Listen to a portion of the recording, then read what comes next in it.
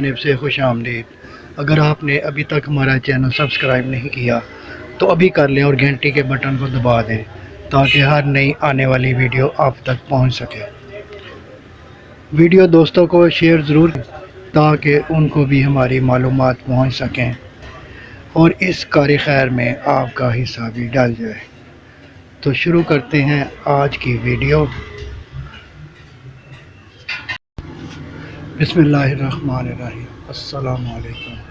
سونے اور جاگنے کا اسلامی تصور۔ ارشاد باری تعالیٰ ہے ترجمہ: وہ اللہ ہی ہے جو موت کے وقت روحیں قبض کرتا ہے اور جو ابھی نہیں مرا ہے اس کی روح نیند میں قبض کر لیتا ہے، پھر جس پر وہ موت کا فیصلہ نافذ کرتا ہے اسے روک لیتا ہے۔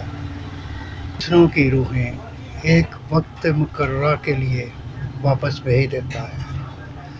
اس میں بڑی نشانیاں ہیں ان لوگوں کے لیے جو غور و فکر کرنے والے ہیں۔ سورۃ الزمر 42۔ حضرت ابو ہریرہ رضی اللہ تعالیٰ عنہ روایت کرتے ہیں کہ نبی کریم صلی اللہ علیہ وآلہ وسلم نے فرمایا، جب کوئی شخص سو جاتا ہے تو شیطان اس کے سرہانے بیٹھ جاتا ہے اور اس کی گدی پر 3 گرہیں لگا دیتا ہے۔ ہر گرہ کے ساتھ یہ بات پھونکتا ہے کہ بہت طویل رات ہے پڑی ہے، مزے سے سوتے رہو۔